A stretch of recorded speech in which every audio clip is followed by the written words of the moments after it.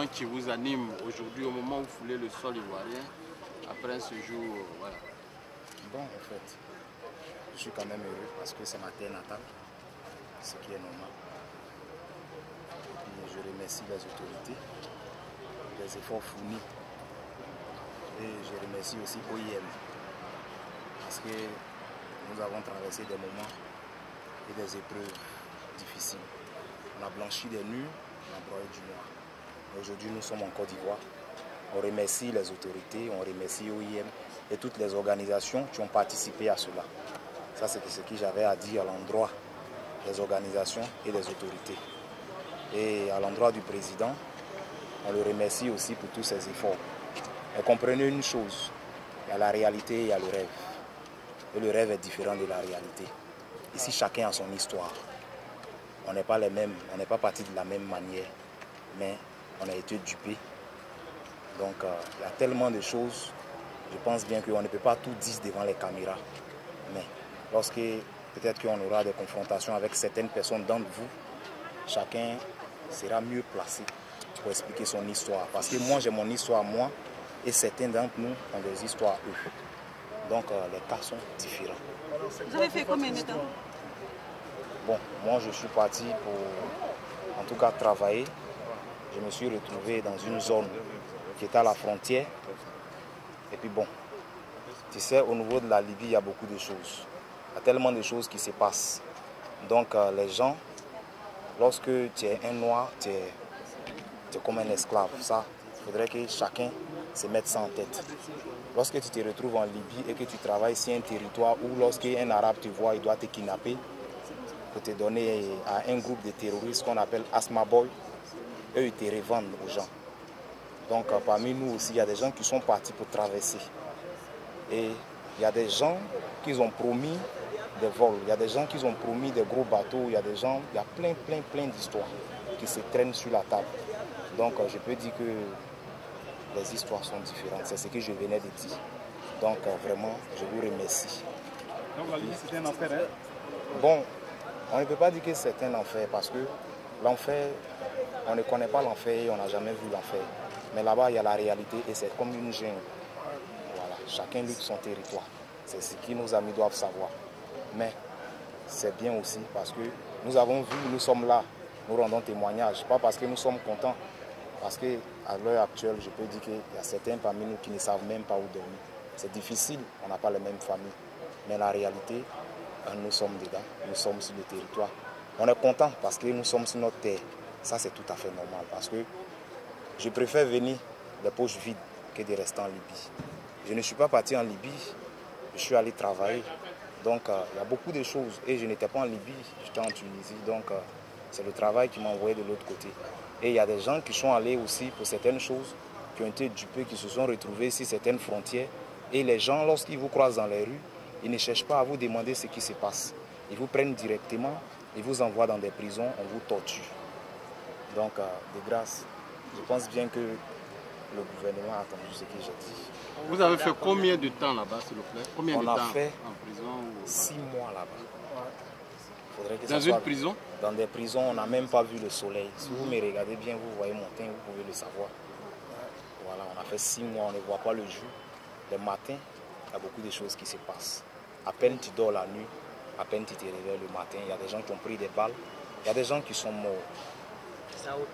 Est-ce que vous, on vous a aussi vendu, parce qu'on a entendu parler d'esclavage, est-ce que vous personnellement... Bon, moi personnellement, on ne m'a pas vendu, mais on m'a pris et on m'a envoyé dans une prison.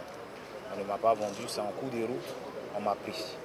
On était en train de bosser, c'est là qu'ils sont venus ramasser les gens. Parce qu'il y a, chez eux, lorsque tu vois des noirs, c'est des gens qui coûtent assez d'argent. Donc, et il y a certaines filles aussi qu'ils ont pris, violées dans des coins. En tout cas, c'est du désordre. La Libye, c'est un autre monde, mais on ne peut pas dire que c'est l'enfer. Mais... Dans quelles conditions vous avez été libéré? Bon, ils ont libéré certaines prisons. Nous nous sommes enfuis. D'abord, nous nous sommes rendus dans une ville qu'on appelle Zouara. Et au fur et à mesure, lorsqu'on s'adressait aux autorités de la ville, les gens nous ont envoyés dans des centres, excusez-moi, dans des centres d'immigration où il y avait des agents de OIM. Au début, on ne croyait pas à cela parce que c'était difficile même. Parce que tu ne peux pas te retrouver avec des agents des OIM ou bien des HSE et puis ils vont te bastonner chaque jour que Dieu fait. Donc c'était difficile pour nous, mais on s'est enregistré. Lorsqu'on venait, certaines personnes nous disaient qu'on venait nous vendre aussi parce que vraiment c'était pénible. Mais on s'est dit quoi, il fallait tenter notre chance pour voir. Donc aujourd'hui nous sommes ici, mais nous ne sommes pas tous ici. Parce qu'on a laissé encore des frais derrière. Et ce qu'on a laissé derrière, on se pose plein de questions parce qu'on sait, on connaît la réalité de là-bas. Donc on sollicite un peu le gouvernement de précipiter les choses. On sollicite aussi OIM de précipiter les choses et on sollicite les communautés et les pays voisins parce qu'on n'était pas les seuls. Il y avait des Guinéens, il y avait des Burkinabés, tous ceux qui sont noirs, qui sont en Afrique de l'Ouest, je pense bien qu'on était tous là-bas. Donc je fais appel quand même à ces présidents-là, de ces pays-là, qu'ils agissent le plus tôt possible. Parce que je pense bien que si je pouvais dire que l'heure est grave, j'allais le dire, mais c'est le désordre, c'est le total, c'est naze. Bon, vraiment je suis fatigué. Reparti, je n'étais pas parti là-bas. Donc je pense bien que là-bas n'était pas ma destination. Je suis parti en Tunisie pour bosser. C'est de là-bas que nous avons eu un boulot sur la frontière. C'est comme ça que je me suis retrouvé en Libye. Donc, c'est ce que je vous dis, chacun a son histoire.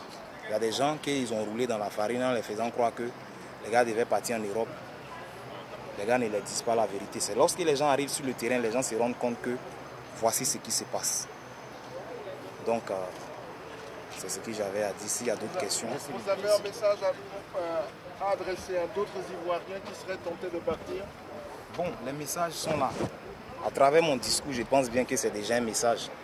Et celui qui entend bien ce que je dis, c'est des messages. Parce que ce que je fais sortir de ma bouche ne sont pas des belles paroles, que tu puisses prendre un chemin. Ça, c'est clair dans l'esprit de chacun. Je pense bien que celui qui prend la route, c'est une personne qui est déjà mature. Donc, cette histoire de route-là, c'est ce que j'ai dit. Les gens ne prennent pas la route parce qu'il faut la prendre. Les gens prennent la route en fonction de ce qu'on leur dit. Et les gens n'ont qu'à arrêter de mal interpréter les choses. Parce que ce qui se passe sur le terrain et puis ce qui se passe devant les caméras, c'est différent. Nous, on est l'action réelle de ce que nous avons vécu. Comment envisagez-vous maintenant votre retour ici, l'après tout ça?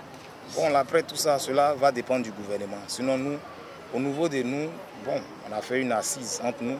On a beaucoup réfléchi parce que 6 mois, c'est beaucoup. 6 mois, c'est beaucoup. Ça emmène des gens à réfléchir. Parmi nous, il y a beaucoup d'intellectuels, il y a beaucoup de bacheliers, il y a des hommes de métier.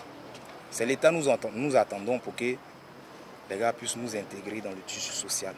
Je pense bien que c'est par rapport au boulot que les gens sortent. Ça, de vous à nous, je pense bien que c'est clair dans l'esprit de chacun. C'est par rapport au boulot que les gens sortent.